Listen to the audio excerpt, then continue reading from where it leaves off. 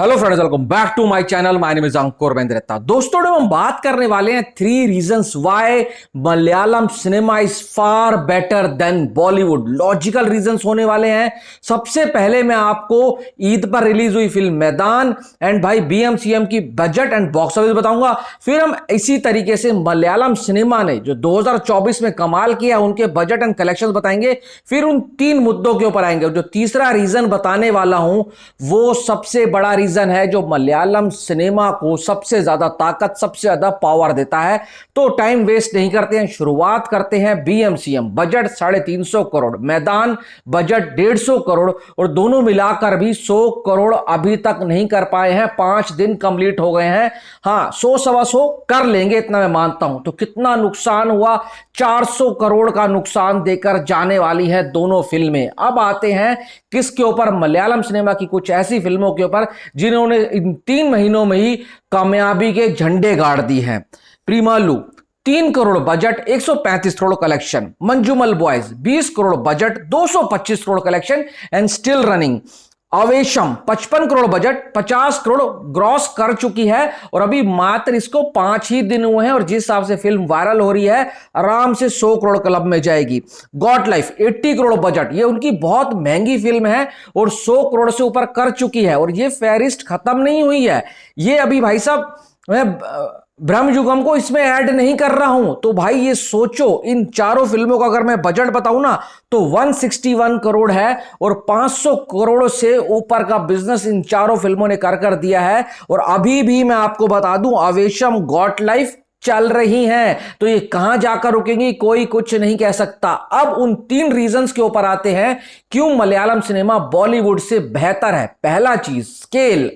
अब देखो, बॉलीवुड वाले ना स्केल के ऊपर ध्यान देते हैं, बड़े स्केल के ऊपर बनानी है, लार्जर देन लाइफ बनानी है। 500 करोड़, 400 करोड़, 300 करोड़, 200 करोड़ बजट के ऊपर फोकस रहता है। पब्लिक को बताया जाता है कि हमारी फिल्म का बजट 200 करोड़ है, 300 करोड़ है, तो पब्लिक को सोचते हैं एक्साइटेड होगी। पर यही सब चीज ये भूल जाते हैं कि बजट तो बढ़ा दिया पर हमने स्क्रिप्ट के ऊपर कितनी मेहनत करी, राइटर्स को कितना पैसा दिया, उसके ऊपर ध्यान नहीं दिया। क्योंकि बॉलीवुड के अंदर अगर भाई साहब 200 करोड़ की फिल्म है तो 100 करोड़ तो बड़ा स्टार लेकर चले जाता है।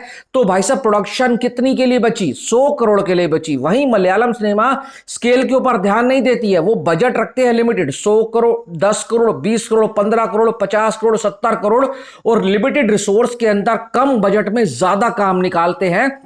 कंटेंट पे ध्यान देते हैं। वो बड़ी बड़ी लोकेशंस पे, ओवरसीज में नहीं जाते हैं। ये कहते हैं हम अपने घर में ही, केरल के अंदर शूट करेंगे, तमिल तेलुगु में, नॉर्थ इंडिया में शूट करेंगे। पर हमारा मेन फोकस क्या रहने वाला है? स्क्रीन प्ले के ऊपर, स्क्रिप्ट के ऊपर, ग्राउंड रियलिटी के ऊपर, जो पब्लिक उससे कनेक्ट करे। ये था मेरा पहला रीजन। दूसरा रीजन, एक्टर एंड कैरेक्टर। अब एक्टर एंड कैरेक्टर ये बहुत बड़ी बात है।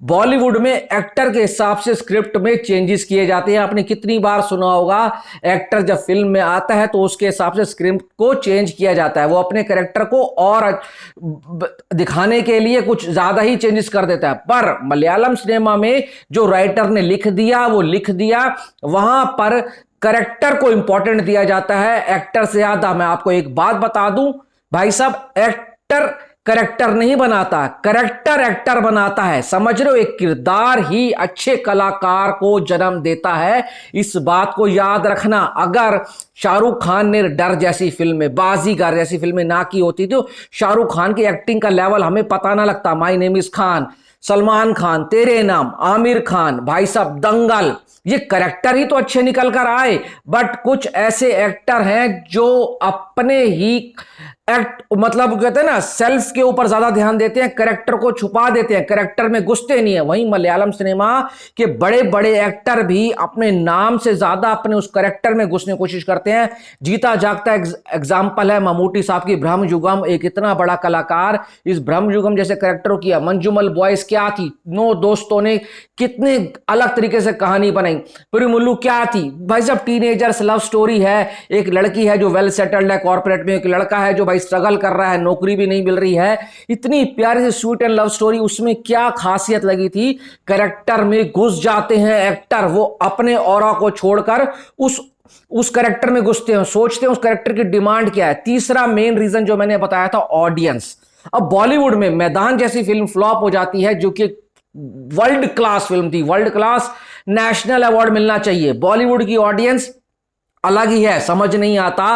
वो औरों की सिनेमा को तो हम देख लेते हैं, पर अपने यहां पर जब क्लास सिनेमा बनता है तो भाई वो नहीं देखते हैं, लॉयल ऑडियंस नहीं है। पर मलयालम सिनेमा की ऑडियंस बहुत लॉयल है, बहुत ईमानदार है।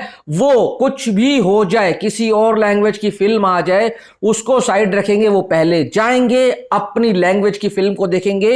ये बहुत अच्छी बात है, क्योंकि अगर डायरेक्टर को पता है मैंने कुछ प्रोडक्ट बनाया है, मेरी एक लॉयल ऑडियंस है, टारगेटेड ऑडियंस है, मैं उस तक अपना सिनेमा पहुंचा रहा हूं। सप्लाई एंड डिमांड का सारा खेल होता है।